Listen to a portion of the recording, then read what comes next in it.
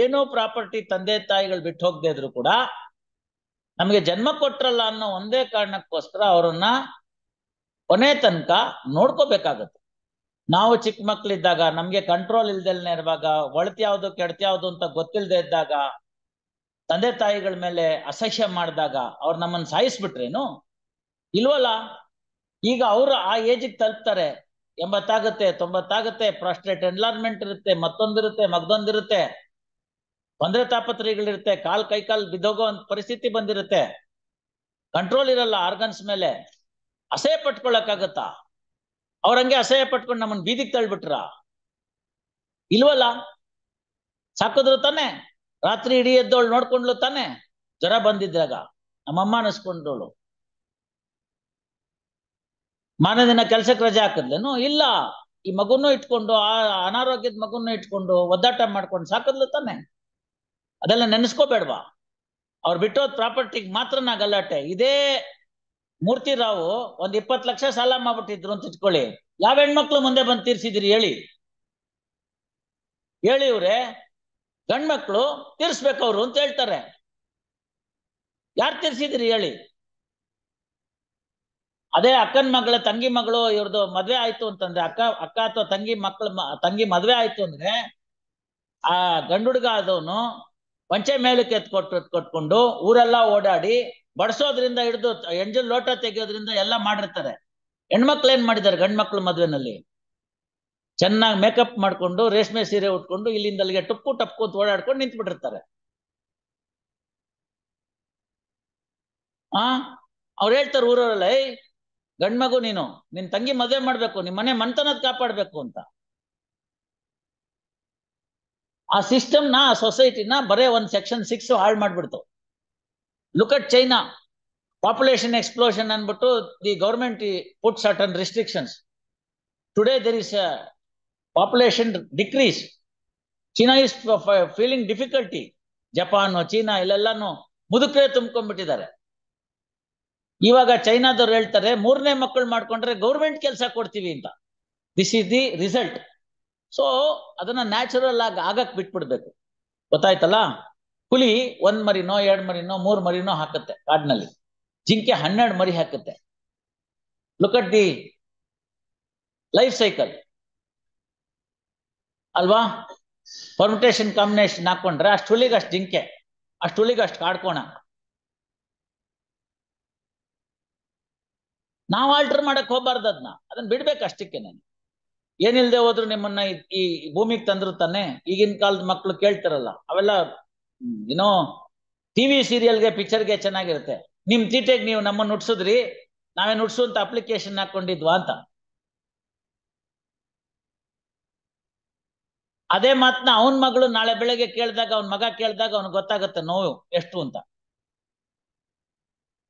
Procreation is one of the important significant factor of the institution called marriage. ಗೊತ್ತಾಯ್ತಲ್ಲ? ಮಾತಾ ಪೂರ್ವ ರೂಪಂ ಪಿತೋತ್ತರ ರೂಪಂ ಅಂತ ಹೇಳ್ತಾರಲ್ಲಿ. ಮಾತಾ ಪೂರ್ವ ರೂಪಂ ಉತ್ತರ ರೂಪಂ ಪ್ರಜಾಸಂಧಿ ಪ್ರಜನನಂ ಸಂಧಾನಂ ಅಂತ ಅನುಶಾಸನ. ಎಷ್ಟು ಕ್ಲಿಯರ್ ಆಗಿ ಹೇಳ್ಬಿಟ್ಟಿದ್ದಾರೆ ನೋಡಿ. So procreation is one of the important and fundamental and significant factor of a institution called marriage. Otherwise, one day the whole system will come to an end. Whole generations will come to an end. ಇಬ್ರನ್ನ ಒಂದೇ ಶಾಲೆಗೆ ಹಾಕಿ ಇನ್ನೂ ಒಂದ್ ಹೆಜ್ಜೆ ಮಗಳನ್ನ ಚೆನ್ನಾಗಿ ನೋಡ್ಕೊಂಡಿದ್ದೀನಿ. ಆತರ discrimination ಮಾಡು ಅಂತ ಯಾರು ಹೇಳಿಲ್ಲ.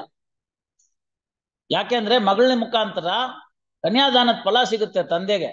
21 ಪಿತೃಗಳು, 21 ತಲೆಮಾರು ಇರುತ್ತಲ್ಲ ಅಪ್ವರ್ಡ್ಸು, ಒಂದು ಕನ್ಯಾದಾನದಿಂದ ಅವ್ರಿಗೇನಾದ್ರು ತಿಥಿಪತಿ ಆಗಿಲ್ದೇರೆ ಅವರೆಲ್ಲ ಮೋಕ್ಷಕ್ಕೆ ಸೇರ್ತಾರೆ ಅಂತ ನಂಬಿಕೆ. ಗಂಡೆತ್ಕೊಂಡ್ರೆ ದಾನ ಇಸ್ಕೊಳ್ಳೋದಷ್ಟೇ ಹೊರ್ತು ಕೊಡೋದಿಲ್ಲ. ಅರ್ಥ ಆಯ್ತಲ್ಲ? ಇವೆಲ್ಲ ಇದೆ, ಅವೆಲ್ಲ ಇತ್ತು. ಮೇನ್ ಸಿಂಧುಲ್ಲಾ ತೆಗೆದ್ ನೋಡಿ, ಅದೆಲ್ಲ ಎಷ್ಟು ಚೆನ್ನಾಗಿ ಡೀಲ್ ಮಾಡ್ತಾನೆ ಅಂತ. ರಾಘವಾಚಾರ್ಯಲ್ಲೂ ಇದೆ. You should read that portion. ಅದಕ್ಕೆಲ್ಲ ಅಂಕುಶ ಹಾಕ್ಬಿಟ್ರು 56ರಲ್ಲಿ. ಆ ಓಲ್ಡ್ ಹಿಂದುಲಾನ 4 ಭಾಗ ಕಡ್ದಾಕ್ಬಿಟ್ರು. ಬೇರೆ ಯಾವ ಸಿಸ್ಟಮ್ಗೂ ಟಚ್ ಮಾಡ್ಲಿಲ್ಲ. ಟಚ್ ಮಾಡಿದವ್ರು ಬೇರೆಯವರಲ್ಲ, ನಮ್ಮವ್ರೇ. ಗೊತ್ತಾಯ್ತಲ್ಲ? ಕೊಡ್ಲಿ ಕಾವು ಮರಕ್ ನೋವು ಅಂತ ಗಾದೆ. ಕೊಡ್ಲಿ ಕಾವಿದೆಯಲ್ಲ, handle, that is made out of ಮರನೇ. ಮರಕ್ ನೋವು, ಅದರಿಂದ ತಾನೇ ಹೊಡಿತಾನವನು. So no other personal law system was tinkered in the 1956. It is only the Hindu law.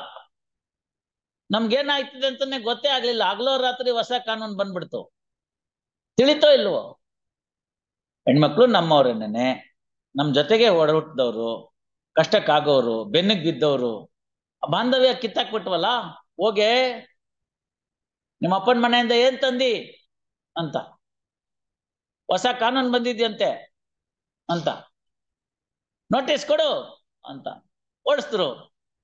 Notice ಬಂತು. ಪಾಪ ಇವನ್ ನಂಬ್ಕೊಂಡ್ ಬಂದಿದ್ಲಲ್ಲ ಹೆಂಡತಿ, ಅವಳು ಯಾಕೆ ಸಪ್ಪಗಿದ್ದೀರಿ, ಏನಾಯ್ತು ಅಂತ ಕೇಳ್ಬೇಕು ರಾತ್ರಿ.